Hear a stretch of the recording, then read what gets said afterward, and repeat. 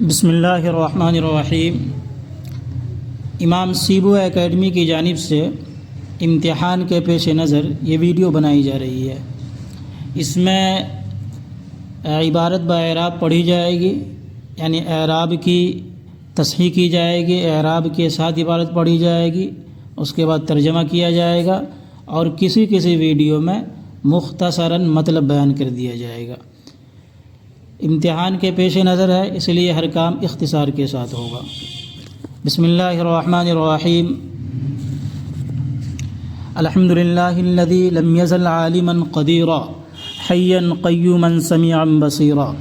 تمام تعریفیں اس اللہ کے لیے ہیں جو ہمیشہ سے جاننے والا ہے، قدرت والا ہے، زندہ ہے، سنبھالنے والا ہے، سننے والا ہے، دیکھنے والا ہے۔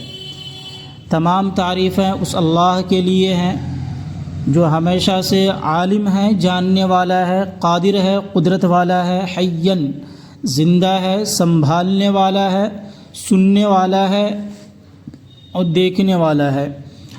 واشہد ان لا الہ الا اللہ وحدہ لا شریک لہ واکبرہ تکبیرا۔ اور میں گواہی دیتا ہوں اس بات کی کہ نہیں ہے کوئی معبود مگر صرف اللہ، اس کا کوئی شریک نہیں ہے، اور میں اس کی خوب بڑائی بیان کرتا ہوں۔ وصلی اللہ علی سیدنا محمد الذی ارسلہ الی الناس کافۃ بشیرا ونذیرا۔ اللہ تعالی رحمت نازل فرمائے ہمارے سردار محمد صلی اللہ علیہ وسلم پر، جن کو اس نے تمام لوگوں کی طرف بھیجا ہے، خوشخبری سنانے والا بنا کر اور ڈرانے والا بنا کر۔ وعلی آل محمد وصحبہ وسلم تسلیما کثیرا۔ اور محمد صلی اللہ علیہ وسلم کے خاندان پر اور ان کے اصحاب پر اور اللہ تعالی خوب سلامتی نازل فرمائے۔ اما بعد فإن التصانیف فی اصطلاح اہل الحدیث قد کثرت للأئمة فی القدیم والحدیث۔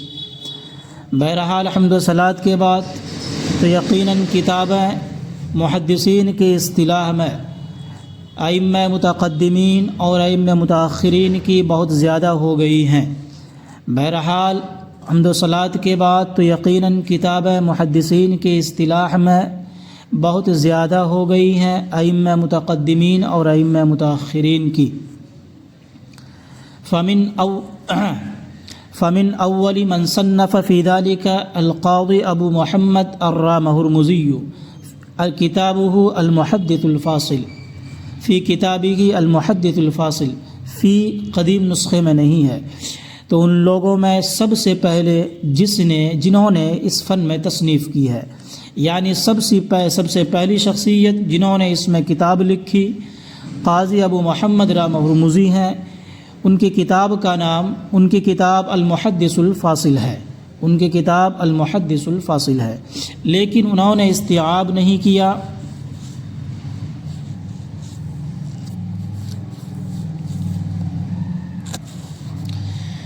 والحاکم ابو عبداللہ النیساپوری لکنہ لم یہذب ولم یرتب۔ اور حاکم ابو عبداللہ نیساپوری ہیں، انہوں نے منقح اور مرتب نہیں کیا۔ ان کے بعد ابو نعیم اصفہانی آئے، انہوں نے ان کی کتاب پر استخراج کا کام کیا اور کچھ چیزیں بعد میں آنے والوں کے لیے چھوڑ دی۔ لکنہ لم یہذب ولم یرتب وتلاہ ابو نعیم الاصفہانی فعمل علی کتابہ مستخرجا وابقى اشیاء للمتعقب۔ یہ ابو نعیم ہے، ابو نعیم نہیں ہے۔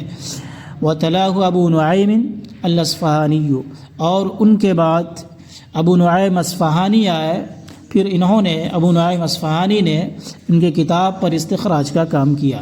ثم جاء بعدهم الخطیب ابو بکر البغدادی فصنف فی قوانین الروایت کتابا سماہ الکفایہ وفی آدابها کتابا سماہ الجامع لآداب الشیخ والسامع۔ پھر ان حضرات کے بعد خطیب ابو بکر بغدادی آئے، انہوں نے روایت کے اصول و ضوابط میں ایک کتاب تصنیف کی جس کا نام کفایہ رکھا، اور روایت کے طور و طریق میں، آداب میں، طور و طریق میں ایک کتاب لکھی جس کا نام الجامع لآداب الشیخ والسامع رکھا۔ پھر ان حضرات کے بعد خطیب ابو بکر بغدادی آئے، انہوں نے روایت کے اصول و ضوابط میں ایک کتاب لکھی جس کا نام کفایہ رکھا، اور طور و طریق کے روایت کے طور و طریق کے روایت کے آداب میں ایک کتاب لکھی جس کا نام الجامع لآداب الشیخ والسامع رکھا۔ وقل فن من فنون الحدیث الا وقد صنف کتابا مفردا۔ اس کا محاوری ترجمہ اس طرح ہوتا ہے، شاید ہی حدیث کا کوئی ایسا فن ہو جس میں انہوں نے کوئی کہ مستقل کتاب تصنیف نہ کی ہو، شاید ہی کوئی ایسا فن ہو، حدیث کا ایسا فن ہو جس میں انہوں نے یعنی خطیب بغدادی نے کوئی کتاب مستقل کتاب تصنیف نہ کی۔ مفردہ کا ترجمہ مستقل، لفظی ترجمہ یوں کریں گے۔ اور حدیث کے فنوں میں سے کم ہی فن ہے مگر یہ کہ انہوں نے اس میں کوئی مستقل کتاب تصنیف کی ہے، تو گویا کہ فکان تو ایسا ہی ہو، فکان کما قال الحافظ ابو بکر بن نقطة كل من انصف علم ان المحدثین بعد الخطیب عیال على کتبه۔ تو ایسا ہو گیا جیسا حافظ ابن ابو بکر ابن نقطہ نے کہا کہ ہر وہ شخص جو انصاف پسند ہوگا یا ہر وہ شخص جو انصاف کرے گا جان جائے گا کہ خطیب کے بعد آنے والے محدثین خطیب کی کتابوں کے خوشاچی ہیں یا خطیب کی کتابوں سے استفادہ کرنے والے ہیں۔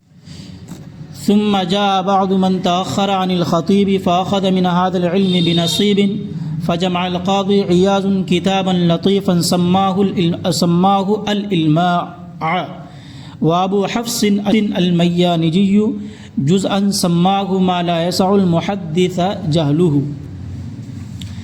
پھر کچھ محدثین آئے جو خطیب بغدادی سے مؤخر تھے، یعنی خطیب بغدادی کے بعد کچھ محدثین آئے، انہوں نے اس علم کا ایک حصہ حاصل کیا، ایک بڑا حصہ حاصل کیا۔ پھر قاضی عیاض نے ایک عمدہ کتاب لکھی جس کا نام العلماء رکھا، اور ابو حفص میانجی نے ایک کتاب لکھی، جزء نے ایک کتاب لکھی جس کا نام ما لا یسع المحدث جہلہ رکھا۔